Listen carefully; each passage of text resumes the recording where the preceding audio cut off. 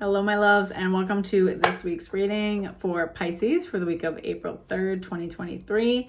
We also have a full moon in Libra this week, so I will be pulling to see how that's going to kind of affect you. It is going to highlight our relationships and finding balance within, but that's going to look different for everybody. So I definitely recommend watching these for your rising and your sun sign. And that way, since they are general readings, you can kind of take what resonates and leave what doesn't behind. Anyways, let's get right into it. As always, if you like what I do, hit that like button, comment, share, subscribe, all that good stuff really, really helps. So let's see what Spirit has for Pisces this week. What guidance and messages do we have for our Pisces? What do they need to know for this full moon? What are they about to experience? All those good things. Let's do one more shuffle.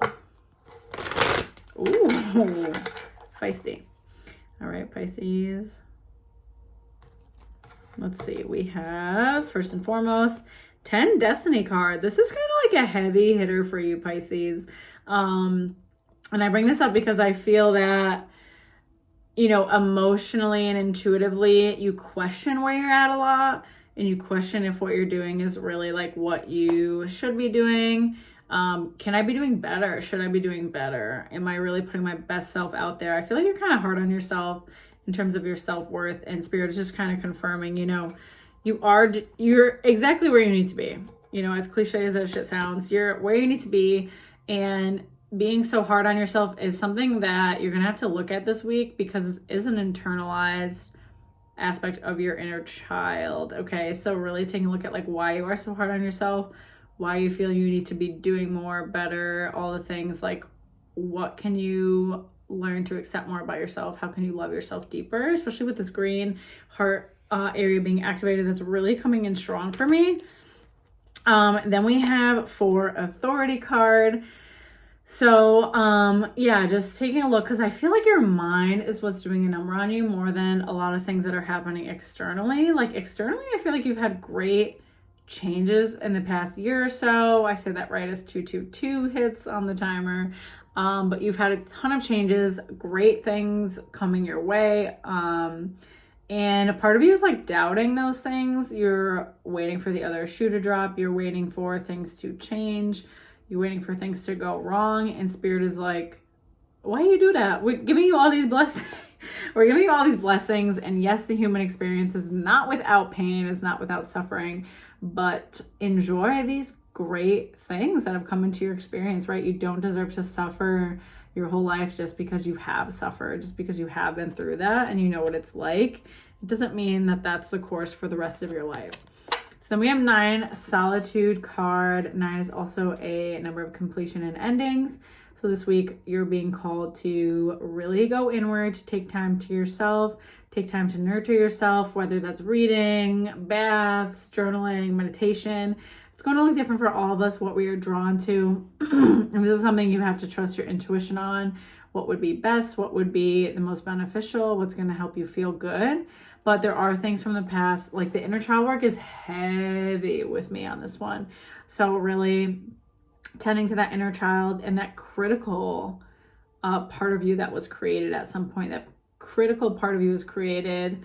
Almost, to me, it's a reflection of somebody else that might have been critical, or like a wound that happened and it happened to you younger. So you're internalizing it as like your fault that somebody did XYZ to you or made you feel a certain way, because as a kid, we can't understand that that's, you know, just has to do with that person really. Like their actions really don't have to do with who we are in the world. But when we're younger, we don't get that, right?